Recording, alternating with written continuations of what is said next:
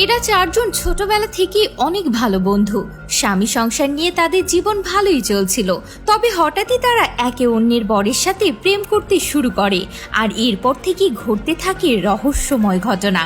তাহলে চলুন আর দেরি না করে গভীর জলের মাছের রহস্য জেনে আসি। গল্পের শুরুতেই আমরা চারজন বান্ধবীকে একটা রেস্তোরাঁয় দেখতে পাই। এই চারজন বান্ধবী প্রতি মাসের শেষ সপ্তাহে দেখা করে। তারা বিয়ের পরও তাদের বন্ধুত্বটা ধরে রেখেছে, আর তাদের আড্ডাতে তারা কার হাজবেন্ড কতটা রোমান্টিক, কার সংসার কেমন কাটছে ইত্যাদি বিষয়ে কথা বলে। তো হঠাৎ করে একদিন তাদের মধ্যে একজনের সংসারে ফাটল ধরে, যার নাম চন্দ্রিমা। চন্দ্রিমা তার বান্ধবীদের এই ঘটনাটা জানায়। চন্দ্রিমা প্রেগনেন্ট, কিন্তু তার হাজবেন্ড তীর্থ এখন তার সাথে সংসার করতে চায় না। সে তার কাছ থেকে ডিভোর্স চায়। এটা শোনার পর চন্দ্রিমার বান্ধবীরা তার শারীরিক ফিটনেসকেই দায়ী করে আর বলে যে মোটা হয়ে গেছিস, তুই একটু জিমে যা, পার্লারে যা, ফেসিয়াল কর, তুই পুরুষ মানুষের মন জয় করতে পারিস না। বান্ধবীদের কাছ থেকে এসব কথা শুনে চন্দ্রিমা অনেক রাগ করে আর বলে যে আমার স্বামী অন্য কারো সঙ্গে প্রেম করে। তখন বিশাখা নামের একজন বলে, শোন, স্বামীকে ঠিক রাখার জন্য স্ত্রীর কিছু দায়িত্ব আছে। এই যেমন আমি আমার স্বামী রনিকে সারাক্ষণ ইনকামে ব্যস্ত রাখি। চাকরি, ব্যবসায় এসব নিয়ে পড়ে থাকলে স্বামীদের বাড়তি রোমান্সের কথা মাথায় আসবে না। তখনই তাদের আরেক বান্ধবী বলে যে আমার স্বামী কখনোই আমার হাত ছাড়বে না, আমার স্বামী তো আমার জন্য পুরাই পাগল। তখন তাদের আরেক বান্ধবী অরিত্রিকা বলে যে আমি তো আমার স্বামী অনির্বাণকে সবসময় আমার দখলেই রাখি।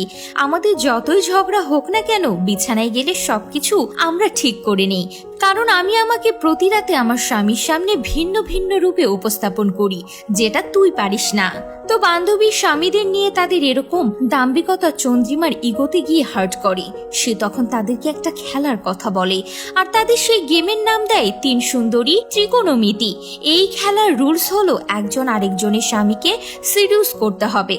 যদি তাদের স্বামীরা অন্য বান্ধবীর প্রেমে পড়ে যায় তাহলে চন্দ্রিমা জিতে যাবে, আর যদি প্রেম না করে তাহলে ৩ বান্ধবী জিতে যাবে, মানে চন্দ্রিমা ভার্সেস তার ৩ বান্ধবী। এরপর তারা খেলাটা খেলতে রাজিও হয়ে যায়। এই খেলার রেফারি হলো চন্দ্রিমা। সে ঠিক করে দেয় যে কে কার স্বামীকে সিডিউস করবে। যেমন বিশাখা সিডিউস করবে তিথির বরকে অর্থাৎ সুমিতকে, তিথি সিডিউস করবে অরিত্রিকার বরকে অর্থাৎ অনির্বাণকে, আর অরিত্রিকা সিডিউস করবে বিশাখার বর রনিকে। তবে এই খেলার একটা শর্ত আছে, আর সেটা হলো কেউ কারো স্বামীকে সরাসরি স্পর্শ করতে বা কাছে আসতে দিতে পারবে না। দূরে থেকেই তাদেরকে সিডিউস বা পচানোর চেষ্টা করতে হবে। তো খেলা চলতে চলতে হঠাৎই চন্দ্রিমা পাশের বাসার ছাদ থেকে পড়ে মারা যায়, কিন্তু তাকে কে মারলো? তাই চন্দ্রিমার এই কেসের সঠিক তদন্তের জন্য পুলিশ তাদের ৩ বান্ধবীর কাছ থেকে তথ্য সংগ্রহ করে। তারা সবাই মিলে খুনের জন্য চন্দ্রিমার স্বামী তীর্থকে দায়ী করে, কিন্তু তীর্থ তখন জানায় যে তাদের মধ্যকার সব সমস্যাই ঠিক হয়ে গিয়েছিল। সে তার পুরনো গার্লফ্রেন্ডের সঙ্গে ব্রেকআপ করে চন্দ্রিমাকে মেনে নিয়েছিল। তো এরপরে গল্প চলে যায় আবারও ফ্ল্যাশব্যাকে, যেখানে আমরা ৩ সুন্দরী ত্রিকোণমিতির আসল খেলা দেখতে পারি। মূলত চন্দ্রিমা এই খেলাটা খেলানোর জন্য একটা বড়সড় বুদ্ধি করে। সে প্রথমে অরিত্রিকাকে ফোন করে বলে যে তোর হাজবেন্ড কি গতকাল রাতে দেরি করে এসেছিল?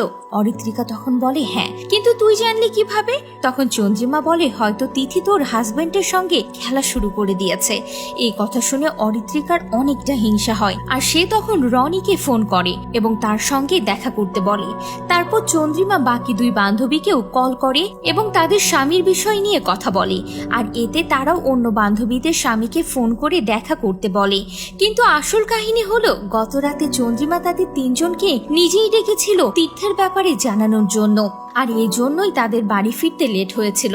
কিন্তু চন্দ্রিমা তার বান্ধবীদেরকে বলেছে তাদের হাজবেন্ডরা অন্যদের সঙ্গে সময় কাটিয়েছে, আর তারাও চন্দ্রিমার কথা বিশ্বাস করে ভাবে যে যদি আমার হাজবেন্ডের সাথে ওরা লাইন মারতে পারে তাহলে আমি কেন পারবো না। আর তাই তারা তাদের বান্ধবীদের হাজবেন্ডদের সঙ্গে দেখা করে আর তাদেরকে সিডিউস করতে তাদের সামনে গিয়ে হাজির হয়।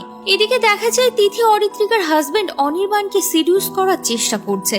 সে তখন অনির্বাণের কাছে তার স্বামীর নামে অনেক বদনাম করে। কথা বলতে বলতে তিথি অনির্বাণকে তার প্রতি দুর্বল করার চেষ্টা করে। ঠিক তেমনি অরিত্রিকা আর বিশাখাও তাদের টার্গেট মতো অন্যজনের হাজবেন্ডকে পটানোর চেষ্টা করে।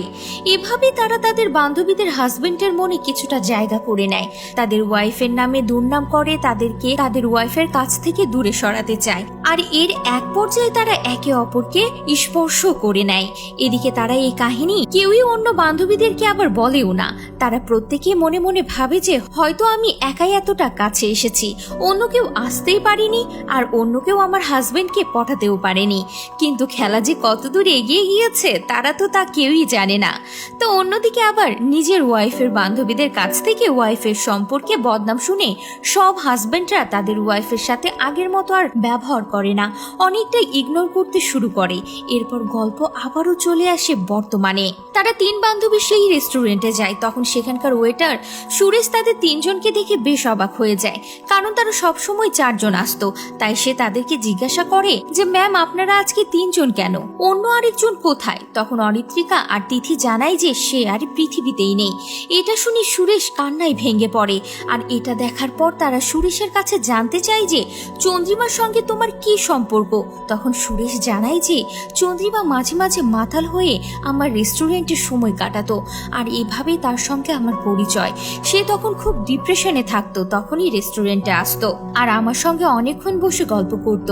কথাগুলো শুনে তিন বান্ধবী ধারণা করে যে চন্দ্রিমা বড়লোক, তাই হয়তো সুরেশ তাকে পটানোর ধান্দা করেছিল।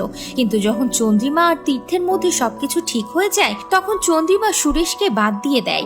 আর এই জন্য হয়তো সুরেশ চন্দ্রিমাকে মেরে ফেলেছে। মানে তারা ডিরেক্টলি সুরেশকেই সন্দেহ করছিল। আর তারা পুলিশ অফিসারকে ফোন করে জানায় যে তারা একজনকে সন্দেহ করছে, হয়তো সেই চন্দ্রিমার খুনটা করেছে। তো এরপর গল্প চলে যায় আবারও ফ্ল্যাশব্যাকে। আর আমরা দেখতে পাই একদিন সুরেশ যখন চন্দ্রিমাকে বাড়িতে পৌঁছে দিচ্ছিল তখন চন্দ্রিমা কান্না করতে করতে বলছিল আমি সুন্দর হতে চাই, কারণ তার বান্ধবীরা এবং তার হাজবেন্ড সবসময় তাকে তিরস্কার করে। তখন সুরেশ তাকে শান্ত করে, আর এভাবে সুরেশের সঙ্গে চন্দ্রিমার একটা সুন্দর সম্পর্ক তৈরি হয়ে যায়। আর তারপর থেকে চন্দ্রিমা সুরেশের কাছে তার জীবনের সব কাহিনীগুলো শেয়ার করতে থাকে। এরপর গল্প আবারও বর্তমানে চলে আসে। আর সুরেশ বলে আমি আপনাদের খেলার ব্যাপারে সবকিছুই জানি, তাই আপনারা যদি আমার ব্যাপারে পুলিশের কাছে অভিযোগ করেন তাহলে আমি আপনাদের খেলার ব্যাপারে সব কথাই বলে দেব। এই কথা শুনে তো তিন বান্ধবী খুবই ভয় পেয়ে যায়। আর গল্পের এই পর্যায়ে আমরা জানতে পারি বিশাখা তীর্থের সঙ্গে দেখা করে ও শারীরিক সম্পর্ক করে, অর্থাৎ বিশাখাই হলো চন্দ্রিমার হাজবেন্ডের সেই গার্লফ্রেন্ড। মানে ব্যাপারটা বুঝতে পারছেন খেলাটা কোন দিকে মোড় নিল? আর এই বিশাখার জন্যই কিন্তু চন্দ্রিমার সংসারে ফাটল ধরেছিল। বিশাখা চন্দ্রিমার বাড়িতে গিয়ে চন্দ্রিমার একটা ছবি দেখতে পায়। তখন বিশাখা সেই ছবিটার কাছে গিয়ে ক্ষমা চায়। আর হঠাৎ করেই বিশাখা সেখানে চন্দ্রিমার অট্টহাসির শব্দ শুনতে পায়। এই হাসির শব্দ শুনে তো সে খুবই ভয় পেয়ে যায়। এদিকে পুলিশ তাদের সঙ্গে দেখা করতে চায়, কিন্তু তারা এখানে পুলিশের কাছে কার নামে অভিযোগ করবে সেটা নিয়েই টেনশনে পড়ে যায়। তখন অরিত্রিকা আর তিথি বলে যে আমরা তো তীর্থের গার্লফ্রেন্ডকে ফাঁসিয়ে দিতে পারি। তখন বিশাখা নিষেধ করে, সে বলে যে শুধু শুধু একটা নির্দোষীকে কেন ফাঁসাবি বলতো? তাই এটাকে ধামাচাপা দেওয়ার জন্য তীর্থ অন্য একটা মেয়ের সঙ্গে প্রেমের অভিনয় করতে শুরু করে। কিন্তু তীর্থের আসল গার্লফ্রেন্ড তো চন্দ্রিমার বান্ধবী বিশাখা।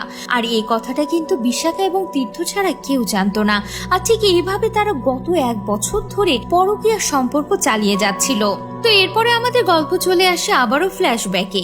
আর দেখা যায় যে খেলা শুরুর 2 দিন আগে বিশাখা তীর্থের সঙ্গে দেখা করে আর তাকে বলে যে তুমি চন্দ্রিমাকে কেন ডিভোর্স দিতে চাচ্ছ?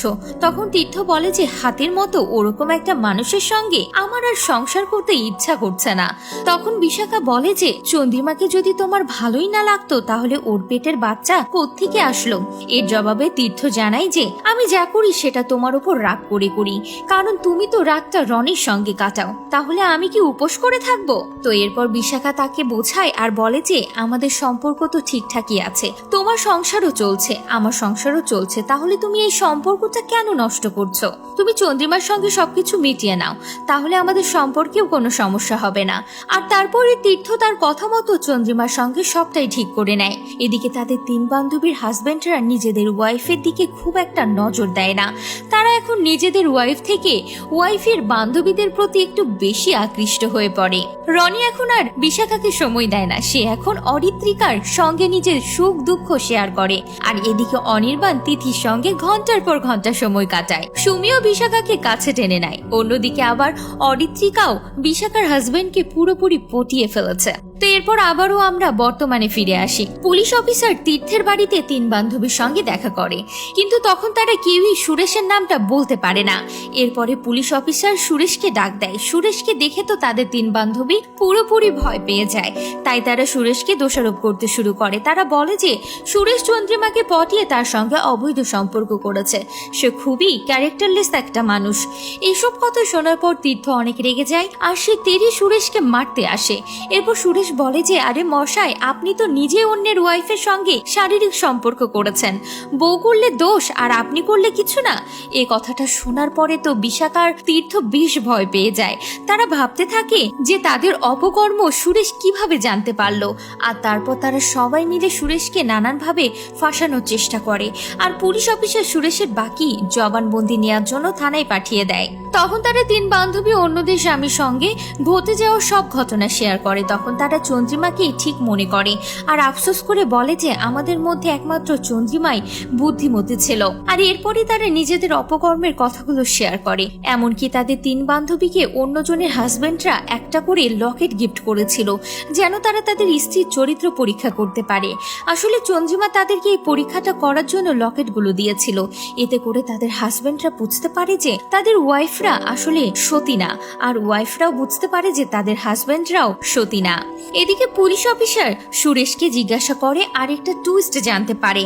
আর ফ্ল্যাশব্যাকে দেখা যায় যে ওই ঘটনার দিন চন্দ্রিমা সুরেশের সঙ্গে দেখা করে বাপের বাড়ি যেতে চেয়েছিল, কিন্তু হঠাৎ করে চন্দ্রিমার মন চেঞ্জ হয়ে যায়। সে তীর্থকে খুব মিস করতে শুরু করে, তাই সে তীর্থকে সারপ্রাইজ দেওয়ার জন্যই তার কাছে যায়। কিন্তু সে সারপ্রাইজ দিতে গিয়ে নিজেই সারপ্রাইজড হয়ে যায়। সে ভেতরে ঢোকার সময় রুমের মধ্যে তার বান্ধবী বিশাখা আর তার হাজবেন্ডের কথাগুলো শুনতে পায়। তাদের কথা শুনে সে বুঝতে পারে যে তারা ভেতরে রোম্যান্স করছে আর তার প্রিয় বান্ধবী তার হাজবেন্ডকে এভাবে কেড়ে নিয়েছে। সে প্রচন্ড ইমোশনাল হয়ে পড়ে আর এরপরেই সে সুরেশের কাছে পুরো ঘটনাটা খুলে বলে। সে পাগলের মতো কান্না করে। আর এরপরে আমরা দেখতে পাই যে যেদিন চন্দ্রিমা মারা গিয়েছিল ওই দিন রনি, অনির্বাণ আর সুমিত তার বাড়িতে এসেছিল, কেননা চন্দ্রিমা তাদেরকে ডেকেছিল। কিন্তু তারা 3 জন অনেকক্ষণ অপেক্ষা করার পরও চন্দ্রিমার সঙ্গে দেখাটা করতে পারেনি। তারপরে তারা 3 জন জানতে পারে যে চন্দ্রিমা পাশের বাড়ির ছাদ থেকে পড়ে মারা গিয়েছে। এদিকে পুলিশ জানতে পারে যে চন্দ্রিমা মারা যাওয়ার দিন তারা 3 জন বাড়িতে ছিল না। তখন পুলিশ অফিসার তাদেরকে জিজ্ঞাসা করে যে আপনারা 3 জন সেদিন কোথায় ছিলেন। তখন তিথি বলে যে অনির্বাণ আমার সঙ্গে ছিল, বিশাখা বলে আমি তো সুমিতের সঙ্গে ছিলাম, আর অরিত্রিকা বলে রনিও আমার সঙ্গে ছিল। আর এই কথাগুলো তাদের হাজবেন্ডরাও স্বীকার করে নেয়। পুলিশ তো তাদের এই নষ্টামির কথা শুনে খুবই লজ্জা পায়। তখন পুলিশ তাদেরকে জানায় যে সুরেশের ঘরে কোটার ভেতরে 3টা সিগারেটের টুকরো পাওয়া গিয়েছে, যেগুলো অনির্বাণ, রনি আর সুমিত খায়। আর আমরা সবকিছু টেস্ট করতে পাঠিয়ে দিয়েছি। আমরা আরো তথ্য পেয়েছি যে চন্দ্রিমা আত্মহত্যা করেনি, তাকে মেরে ফেলা হয়েছে। আর তাকে মারার পরেই তার লাশটা ছাদ থেকে ফেলে দেয়া হয়েছে। আর এই খুনের জন্য পুলিশ তাদের মধ্যে কাউকে সন্দেহ করছে। তখন বিশাখা বলে যে এটা তো সুরেশও করতে পারে, হয়তো সে খুন করে তাদেরকে ফাঁসানোর চেষ্টা করছে। তখন পুলিশ অফিসার সুরেশকে ফোন করে, কিন্তু আমরা দেখতে পাই যে সুরেশকেও খুন করা হয়েছে, কিন্তু তাকে আবার কে মারলো। আর এই দুটো খুনের রহস্যকে জড়িয়ে একরাশ প্রশ্ন রেখেই শেষ করা হয় গভীর জলের মাছের প্রথম সিজন। আপনারা যদি দ্বিতীয় সিজনে কি ঘটেছে সেটা জানতে চান তাহলে কিন্তু কমেন্ট করে আমাকে অবশ্যই জানাবেন। তো এতক্ষণ আপনারা দেখলেন 2023 সালে রিলিজ হওয়া গভীর জলের মাছ সিরিজের এক্সপ্লেনেশন। সিরিজটির IMDb রেটিং 8.2 আউট অফ 10। এই সিরিজটি থ্রিলার ক্যাটাগরিতে তৈরি করা হয়েছে। তো আজকের এই ভিডিওটি নিয়ে আপনার মতামত অবশ্যই কমেন্ট করে জানাবেন।